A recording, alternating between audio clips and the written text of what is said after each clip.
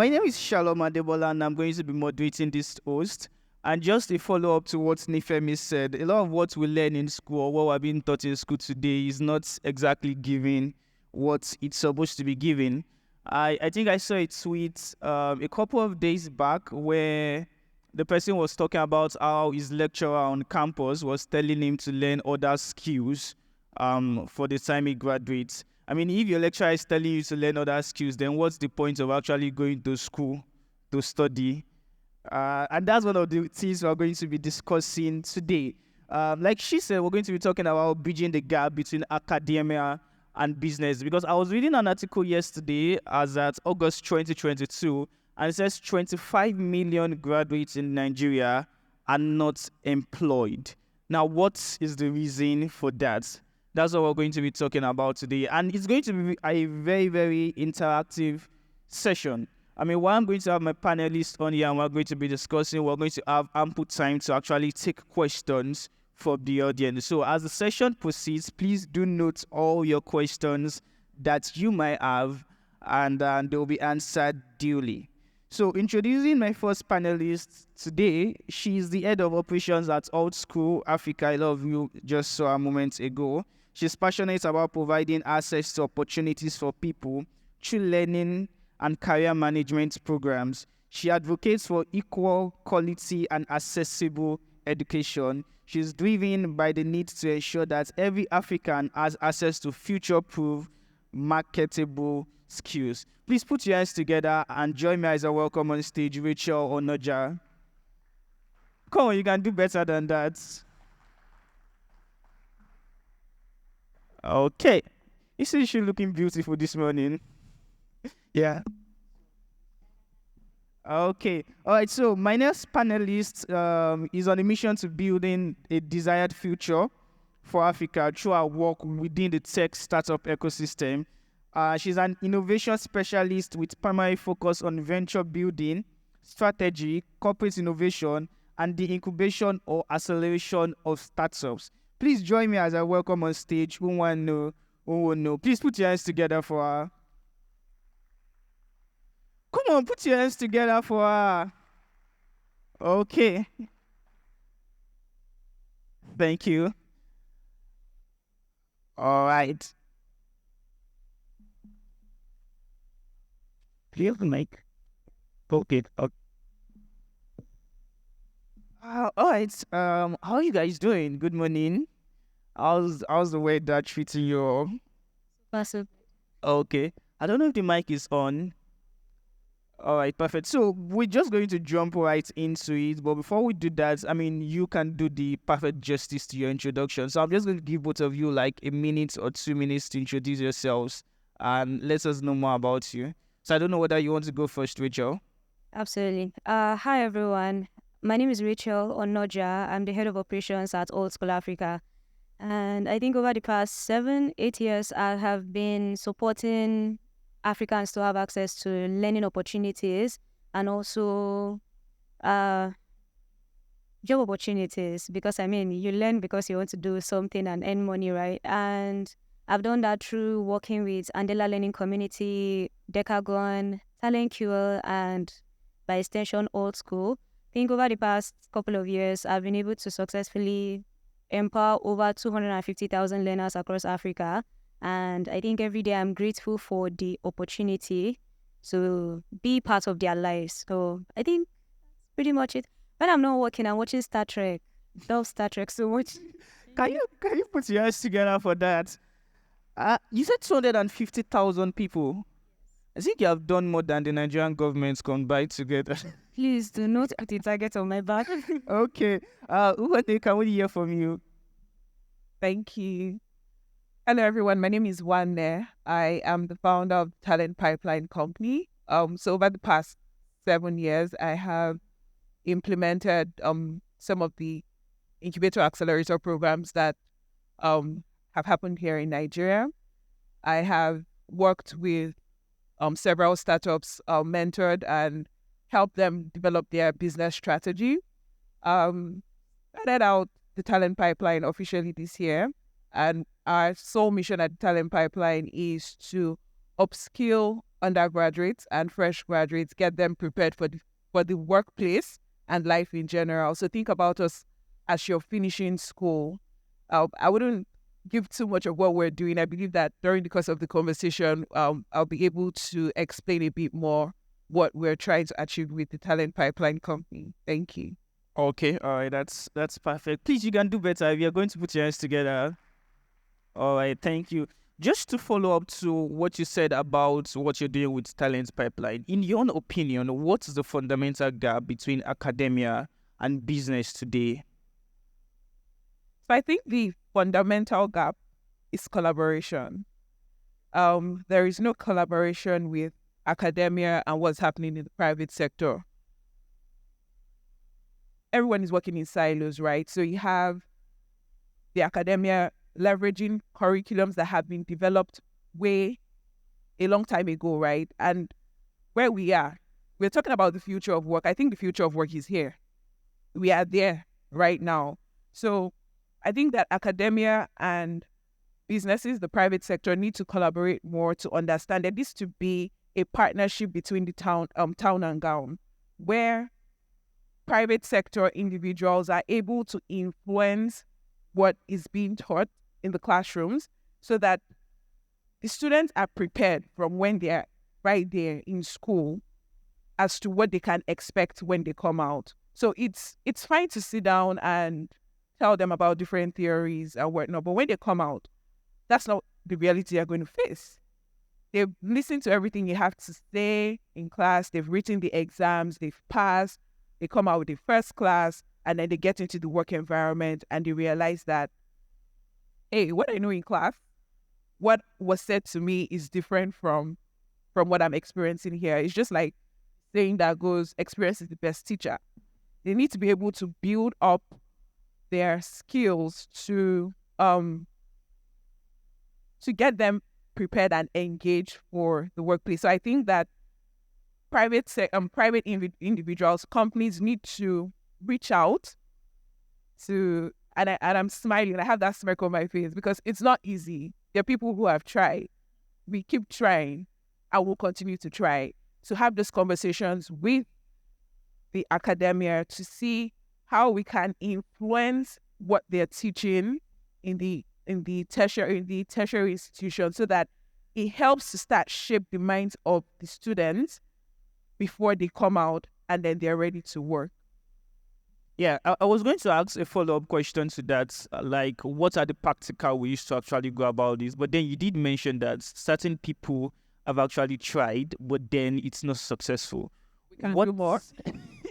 Okay, I mean, we can continue to do more and it probably will remain the same. So what do you think we're not doing enough, or what could we do different to get a different result? So personally, I think that and to be honest, sometimes it's out of the institution's hands to make those decisions, right? The curriculum change has to come from the federal level, has come from Ministry of Education. So having, policies developed, having advocacy drive to ensure that there is a total overhaul of the curriculum. And I'm not even talking about just tertiary institution now. I'm talking about from kindergarten. And I think the earlier we realize that we need to be indigenous with our learning, the better for us. Because, okay, I don't want to go off the topic. I was going to go into the indigenous part because you need to get the students, the pupils, to understand their environment, what works.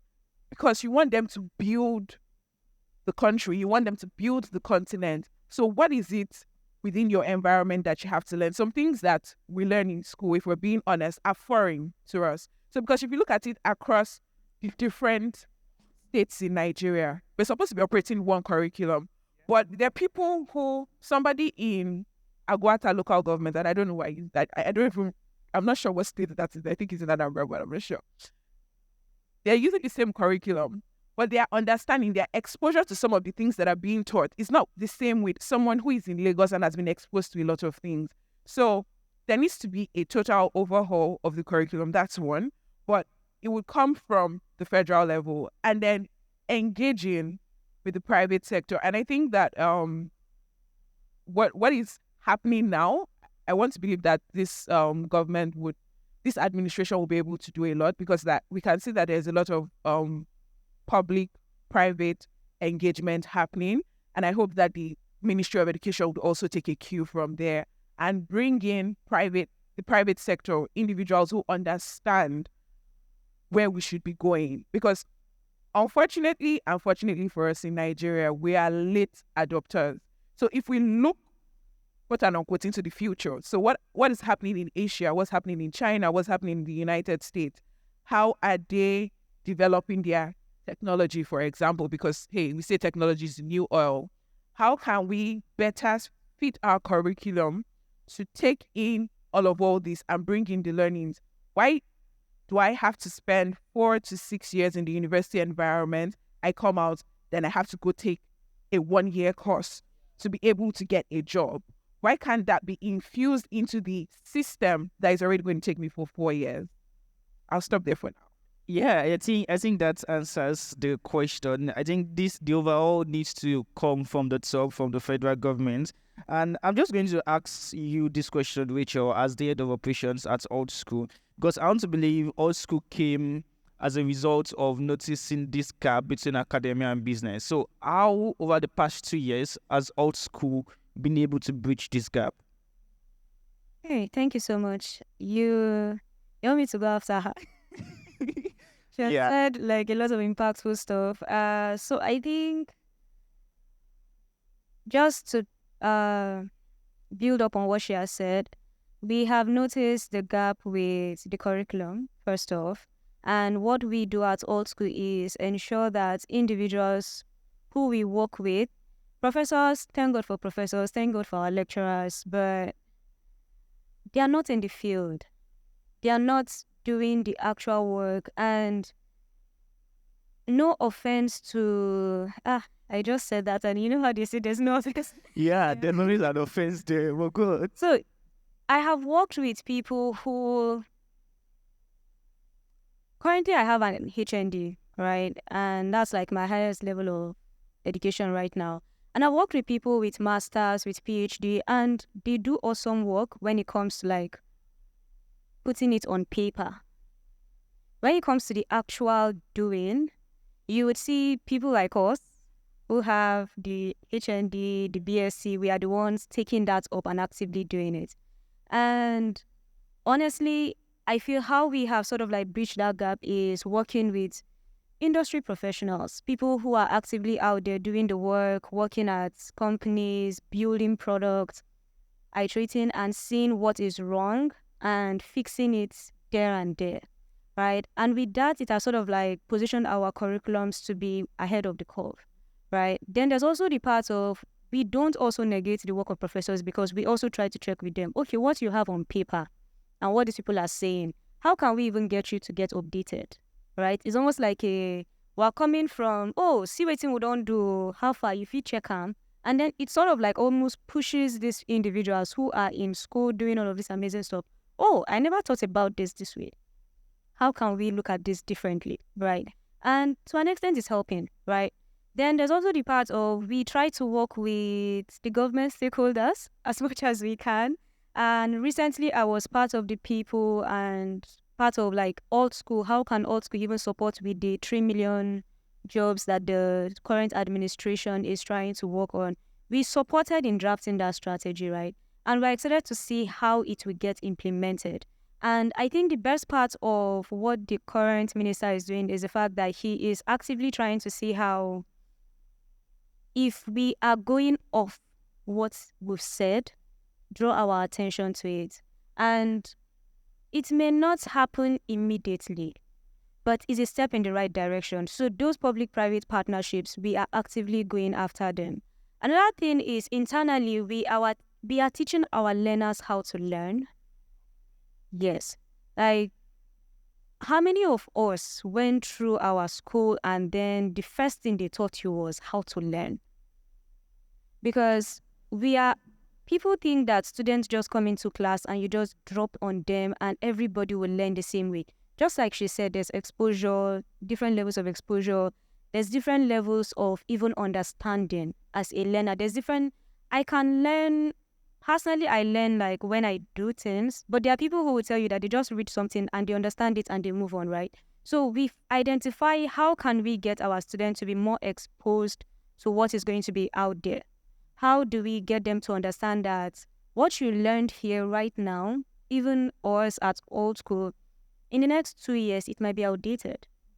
How do we get them to understand that with time, they have to update what they've learned right here without making them see it as what they are doing right now is useless? It's foundationally, what can we give you?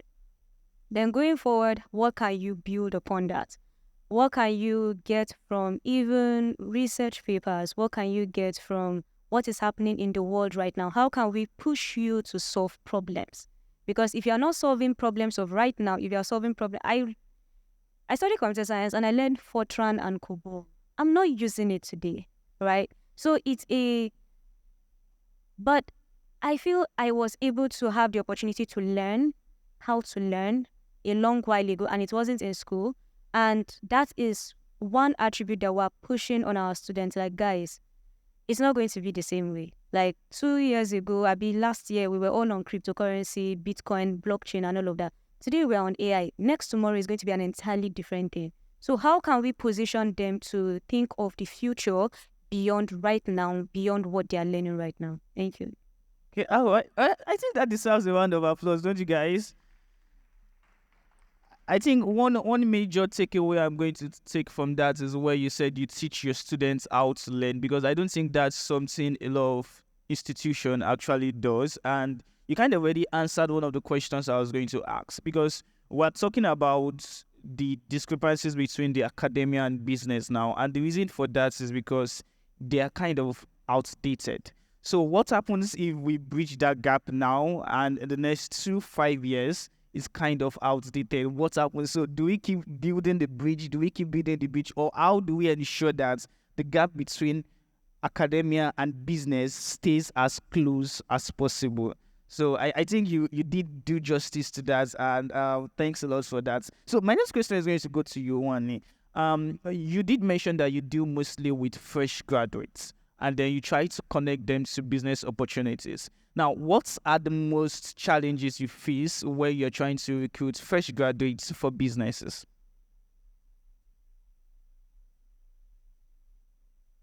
So I'm sure we all hear things like, oh, graduates are unemployable.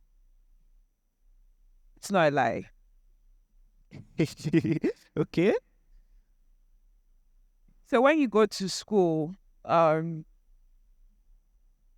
focus is on academia, ideally, right? But then there are things that, and I'll call them skills, right, that you should hone whilst you are in school.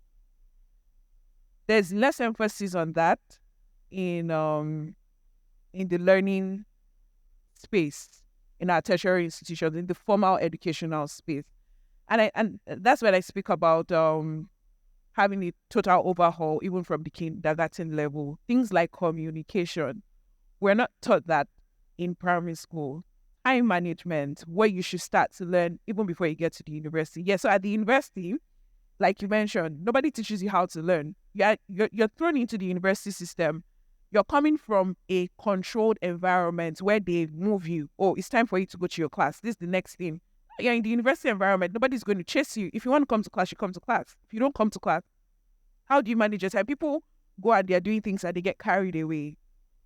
So emphasis needs to be laid on this type of skills from the elementary level, where they're teaching you, or they're passing across the importance of learning to manage your time accordingly. Communication, leadership skills. How can you build yourself up? So yes, a lot of times we go to the university and we believe, because that's what we're made to believe, you need to come out with a first class. Your parents have sent you to school and you have to come out with a first class, or at least a 2-1, because that's how you get a job. But then I think the university environment also, or the tertiary institution, broadens your thinking.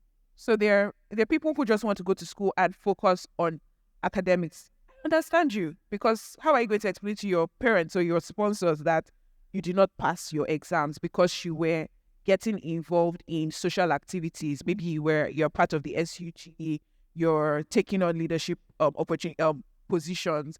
But that is where you start to build your leadership skills from. That's where you start to build strong leadership skills from. So you need to be an all-round person to be able to be employed in today's world. Nobody is really going to take a look at your first class or your second class, but it's important that you get that, because it shows that you've gone through a learning system and you have at least the general concept of what you're supposed to be doing. But then you need to understand vital skills like communication, teamwork. There are times where time management, you have an interview for 3:00 and you're showing up at 3:30. Or even if it's virtual, like you're showing up 10 minutes late. It's virtual. You don't even have any excuse to be late. Yes, things can happen. Technology mishap. It's important that you communicate that. You reach out to whoever is waiting on that call. You can send a quick email or make a quick phone call if you have the recruiter's phone number attached in their email address to say, "Oh, I'm sorry, I'm unable to join. My internet is fluctuating, or it's not connecting properly right now. Can we reschedule?" You communicate. People don't do that. And so it's hard for you because you want to be employed. They're already judging you from the moment they exchange an email with you. People don't have email etiquette. So when they say that we have unemployable graduates, I agree. I've experienced it. I interact with these people. And that's one of the things that we try to do with the talent pipeline, where we're helping you develop the skills that you need to grow, to get into the workplace. And that's why I say it's not just the workplace, but life in general, because this will take you into this will take you far. Yeah, you did answer the question. And one thing I'm taking away is the fact that most things that are being taught in school does not even apply to the real world now. You see, you get to some jobs and you're applying to it. You finished with first class, you probably will not be choosing, and somebody that's finished with second class lower will be choosing over you. And it's more like it's not your fault. So a follow-up to that, is school now is scam? No, school is not a scam. Even though 7 years in school probably not get me a job. School is not a scam. Like I mentioned earlier when I said that the university environment is supposed to help you broaden your perspective about life, right? So I would encourage, if there's anybody here who is in school, that as much as your academics is important, it's very, very important, because you need to, what it shows when you're able to sit through the 4 years, learn, pass, not just pass, come out with flying colors, is that you're a strong individual. So regardless of if you're going to use that certificate, you're going to use that learning in the work that you eventually get to do, it just shows that you're a strong person. It helps you build your strength, your capacity, that you can see through with something, right? And then as much as you're focusing on your on academic, you should also develop your social skills, because the workplace, getting a job, it's about, there's the saying around your network is your network. Yeah. How are you able to engage and interact with people? You're at a conference now, you're going to meet recruiters, you're going to meet founders of companies, you're going to meet CEOs of companies. How do you build a rapport? I don't know that in the past 7-8 years that any of the companies, organizations I've worked with or for, that I had to go through the actual interview process. It's really about, oh, we're looking for someone to fill this role. I know a person that can do this, and then they reach out. Because I had built capacity over time, I had socialized even from the onset of my career. There was a time where I had a conversation with the founder of a tech company early on when I got into tech, and we engaged, and he liked, my perspective and how I did see things. And for every opening that they had in their organization, even though unfortunately I didn't get to work with them because it was the roles were outside where I wanted to be, they always reached out to me because he would say, "Oh, I think I know a perfect candidate. You should reach out to her. Reach out to her." And they'll reach out to me. I'll have the conversation. But it was just courage. One conversation that I had with this person, and he started to take note of the work that I was doing around the ecosystem. And so for every opening, he would tell them to reach out to me. So it's also important that you build your social skills. Academy is very important. I'm not going to undermine that. Education is key at every level. And so that's why you even have alternate schools now. You have AltSchool. It's still a form of learning. What is your ability to sit through for the 12 months and learn front-end engineering or back-end engineering? It's very, very important. School is not a scam. School is important. It's just about what you're trying to get out of it per time.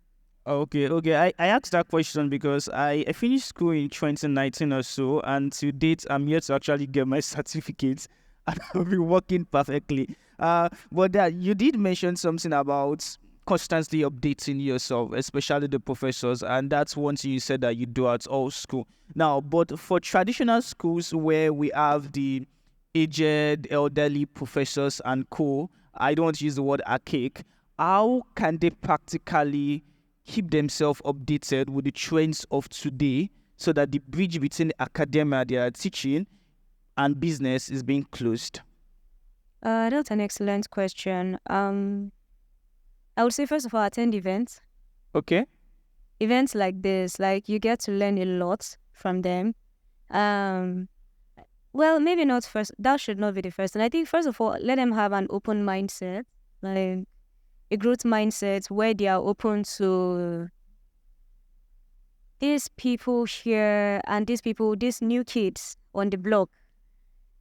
Maybe what they are saying sort of makes sense. Because if you are already close to the idea of whatever everyone is doing right now, there is literally no way you can, even if we come at your door, we knock, we bring everything, you're just not going to open that. Right. So first of all, an open mindset where they understand that maybe what we are saying makes sense. If these guys are going to be leading the next generation of leaders, then they know the future they are building for themselves, and they would not build a future that is going to be of detriment to them and the next generation. And because of that, maybe we should listen to them, right? So listening to the current generation and what we know, what we think we know, and also providing counsel, right? Because as much as we think we know a lot, we don't know a lot. We don't know everything, right? Providing counsel is a way that we get to sort of like talk, this is what we're doing. They hear it about it. They say the things they feel, okay, this is awesome, but maybe consider doing it this way. And it's okay to have like very awesome arguments, and both of us live there, all the better, right? Another thing they could do to possibly improve or empower themselves would be signing off to AltSchool. Okay. That's another part, right? I mean, you have been in the industry for a while and you've had to learn every day, right? And what they are learning, important for their own career, right? But how about moving away from my career and into the career of the next generation of the people I am teaching?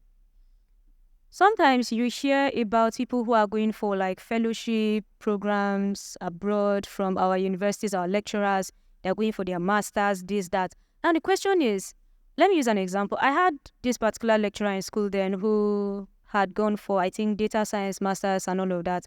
And by the time she came back, it took almost 5 years before she started trying to push the university. Like when we asked, there was time that we asked and we're like, why aren't you teaching us what you're learning? And she was like, well, I didn't really learn it for you guys, right? I was learning it because I was trying to empower myself, be able to access more opportunities, be able to get more grants, to write research papers and all of that. And you could literally impact that knowledge on us. Imagine the ripple effect of teaching us everything, or maybe some of the things you learned. And this was someone who was teaching like a course on data management, right? Now, in her own way, she felt, okay, whatever the curriculum was, which also kind of like ties to what she said, which is there's literally nothing they can do to an extent. I could come with all of this awesome knowledge from abroad, and when I come into school and I want to put it into the curriculum, my head of department could tell me, what they do? Nobody will tell me to be this, right? And that could also be conflicting.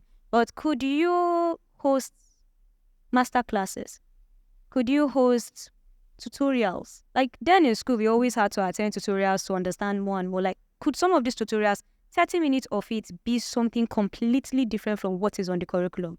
Imagine how much I would want to think about, oh, my instructor, my professor taught me this, and this is not even part of the curriculum.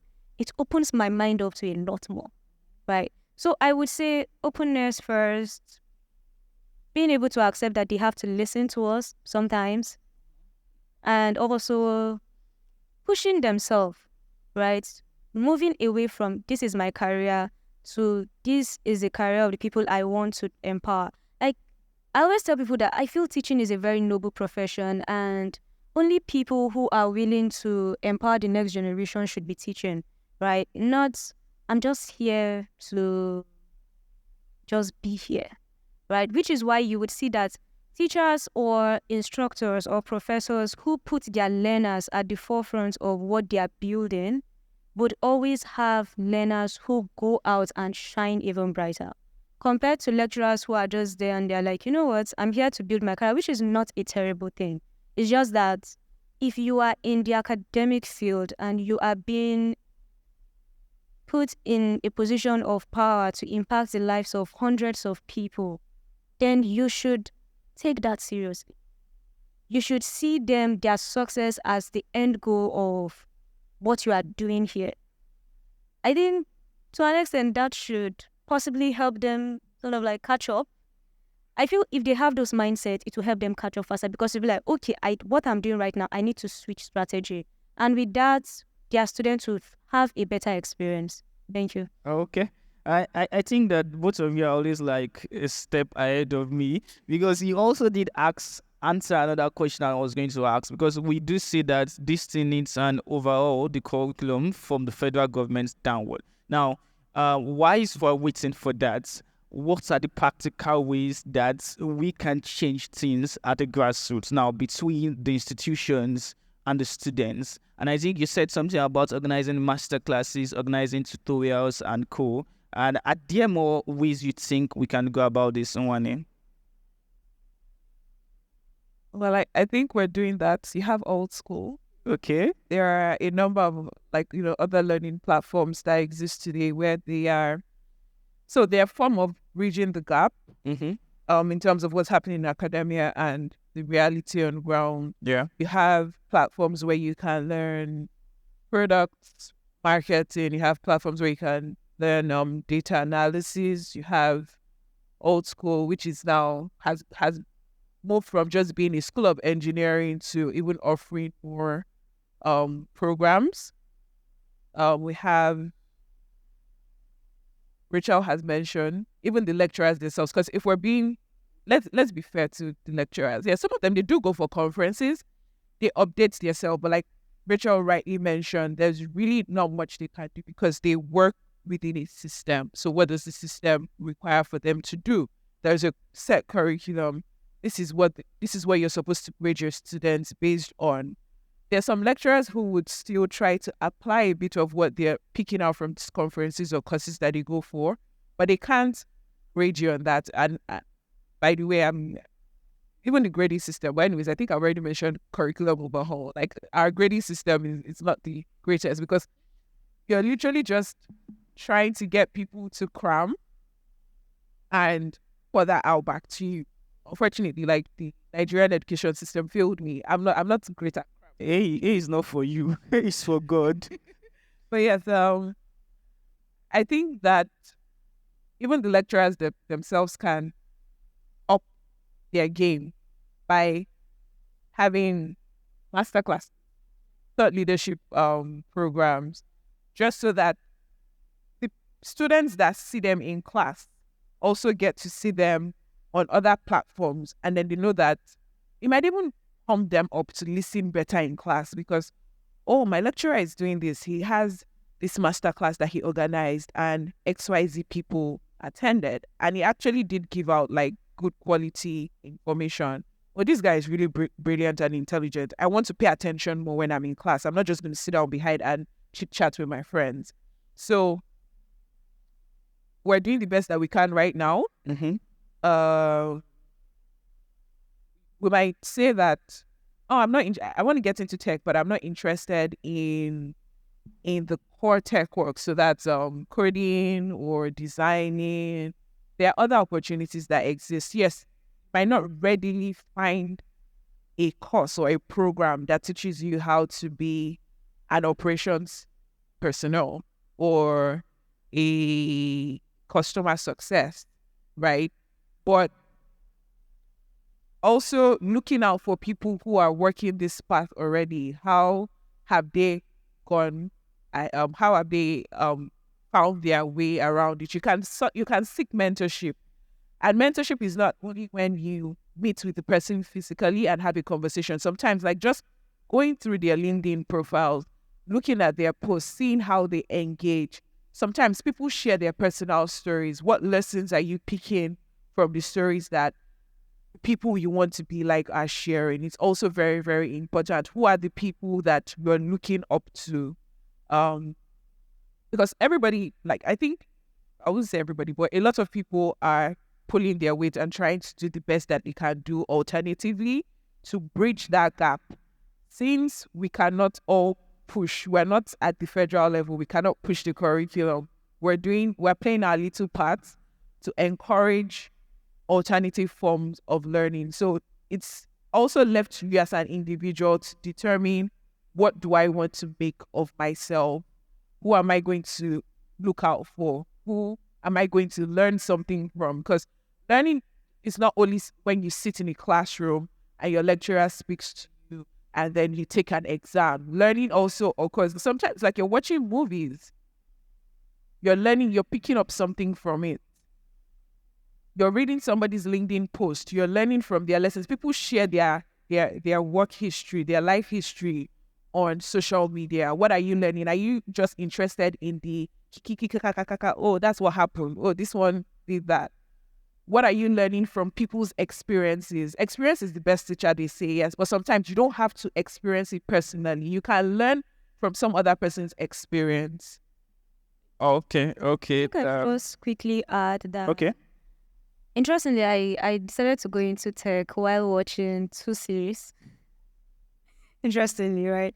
But just to sort of like add, I think when I was even going for a lot of my conferences then or volunteering for companies like Google, Facebook at the time while I was in school, I had this particular lecturer who, I think at the time I was leaving, he became the head of department. And because of the relationship I had with him, because he saw what I was doing, every time I go for these conferences, I will let him know ahead of time. Like, oh, I'm going for this. I'm going to miss this test. I'm going to miss this. I'm going to miss that. Even like, no problem. By the time I get back, I will take all of those makeup tests and all of that. But he always asks me, what did you learn from this? What do you want to like? If there's one thing you could teach me. And every time I was going for these conferences, I was going to listen because when I go back, he was going to ask me that question.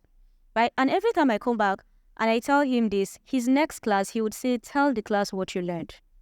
Right? And I will explain, and then people will come later to ask me, okay, this is this, right? And then another person who at the time also went, I think then he was also focused on data. And right now he's the current head of department of computer science at the Polytechnic. And there was a day he reached out to me on LinkedIn. He was like, and we had a very lengthy chat, had like a Zoom call. And he was telling me some of the things that he's been doing. I've been hearing about it, but I've never really thought of it like as intensely until we're having this conversation now.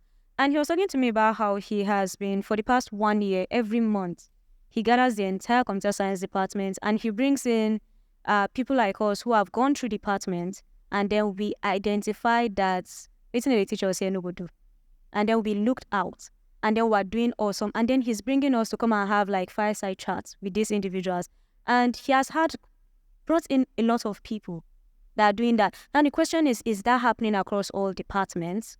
That is what I don't know. At least I have people in my department who are forward thinking and are actively organizing this fireside chat. So like there are people who are doing it, there are people who don't necessarily see the need, or maybe they don't see the impact that it would make. Hopefully they see that in the future. Thank you. Okay. Thanks. Can you guys put your hands together for that, please? I think we just have 8 more minutes on our time, and so we're going to be taking 2 questions from the audience. But before we do that, in just 1 minute, I want to ask the 2 of you: in an ideal scenario, in an ideal situation, what should the relationship between academia and business be? Rachael, I think you should go first. Okay. Relationship between academia and business. I would say, like Nwonnu said earlier, first of all, we should have like a collaborative spirit, right? How can we? I think first of all, HR professionals. Let's come to you guys. You see the individuals you hire. You see the talents that come through your talent pool. And when they go through all of these interview phases, I'm sure there are gaps you notice. How many schools have you maybe like written a report one day, and then you sent it to maybe like a school, and you're like, even if it's not any random school, your school, to your department, that, oh, I've been hiring these people, and these are some of the gaps I've noticed, and these are key things I feel you could also do to help bridge this gap. The truth is, it may not even have 100% effect, but it would have them thinking, okay, this is someone who is actively recruiting the people that I'm working with. Or let's even bring it down to the people that you know they also have some form of control over. People who come for SIWES, right? They come from schools, right? And it's almost like a mandatory thing. Or people who come join your company through NYSC. Those gaps that you notice, do you talk to anyone about them, right?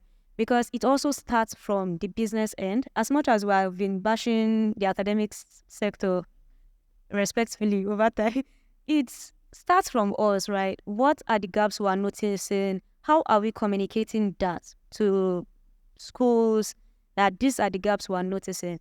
If we communicate that, how are they taking it, right? If we're able to have like a roundtable conversation, see, we want to hire these guys because there are millions of jobs out there, and there are at least 5 million people who can fill those jobs. But then, like she said, they are unemployable. So it's a roundtable conversation we need to have. These are the gaps we notice. Communication skills, time management, like people skills are some of the major gaps. Some people, like you could teach people technical skills, but people skill is one of the hardest things to teach people, right? So can you teach these people skills? And then when they come into our place, if they don't have the technical skills, we have learning and development budgets. We'll find a way to upskill them. But telling people to go and take a course on stakeholder management is one of the hardest things, right? Because stakeholder management is something that I could start while I was in school, while working on our final year project. Mm-hmm. How can you identify ways that, oh, your final year project, this is the group leader. How is the group leader holding? You know how we always talk about how during your final year project, there's one person who knows what's happening. There are two people who understand what's going on. And then there's one person who has no idea what you guys are doing there. Now, how are we holding that last person accountable? It starts from how our lecturers are holding those people accountable. But who teaches even the lecturers are business professionals, right? So that synergy of this is not working. If you do this, it could help. Okay. Then there's also the aspect of giving them grace, right? Uh-huh. Or going into schools and running something like, I think today we're running a job fair. Okay. How many job fairs do you run in schools? Because if you go to a school and you run a job fair as a company, sometimes this could serve as CSR, right? You go to these places and you see that, okay, you tell them, oh, I want to do this job fair, and all of your students come in for my job fair, they do all of this, and they realize that, out of the 1,000 students who showed up for this, only 10 were employed. That would sink. It would be a reality check, right? That could also help. But then on the academia part of it, I think would be, can they identify ways whereby they send students on Internship. Like the internship has to be intentional, Mhm. not the one where you just send people to fulfill all righteousness. That was what we did. Like my mom, when I was in the Polytechnic then, we had to go through 2 internships. The first one was 4 months and then the other one was for a year. And the 4 months one, my mom was like, come and work at my office. Then she was working at Ministry of Hospitality also. Come and work at my office. You don't have to do anything. You just chill at home. I was like, no. I spent that 4 months in school, in the Digital Learning Center, like the ICT department of my school. And that was where I learned everything that I'm doing right now. And that was because my school said it's compulsory. So that 4 months initial one, which is one thing that I actually loved about my school as much as, that 4 months one, you come back to school and they have workshops where you train the entire class, right? What do you learn? So even if you spend all of that time doing something that's completely off what you learned, they would know and they will grade you for it. Not internships that you just send people and they just go there, do something completely random and it's not entirely tied to what they're doing. Like, how are you tracking their performance? What change can you see within them? It has to be intentional. Oh, yeah. Thank you. Yeah. All right. Thanks a lot. Please, can you put your hands together for Rachel? Yeah. Our time is fast spent, so I'm just going to ask you this last question, Nwanne. How is Talent Pipe bridging this gap between academia and business in 90 seconds? So what we're currently doing, we're working with the talents directly, and helping upskill them, preparing them for the workplace. And then we started having conversations with some higher institutions where we want to work with them to see how they include in their learning some of these core human strength skills that, the students should acquire just before they start to look for jobs, so that it's already ingrained in them. I don't know if we have HR professionals here, but I would also like to encourage your owners of companies.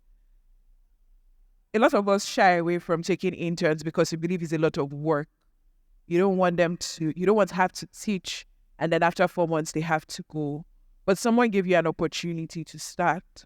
And I think that we need to revive that culture of letting people come and learn so that they start to build up their work experience or skills before they're done. So that's something we do also, where we help manage the talents, because a lot of companies don't want to take on entry level or interns because they believe that it's a lot of resource they're going to be expending training, and then person has to go back after 4 months or 3 months. And that's something we do, where we manage that process. We're working with talents to ensure that they're delivering on the job. Mm-hmm. So when they come to you as a supervisor or a manager, have minimal corrections to make. Yeah. And then most importantly, it's that behavioral or attitudinal change that we're trying to imbibe in talents so that they are all-round individuals. It's not just for the workplace, but how do they interact with other people when they see them outside? Okay. Thanks a lot. Can you please put your hands together? I believe what Pipeline is doing is something that is very, very interesting. Our time is fast spent, and sadly we can't take questions from the audience now. But Rachel and Nwanne are still going to be very much around. So in case you still have questions, we can always continue the conversation backstage. I would love to appreciate you guys for your time. It's been It's really an interest. Please put your hands together for them. Put your hands together for them. And also, please put your hands together for yourself.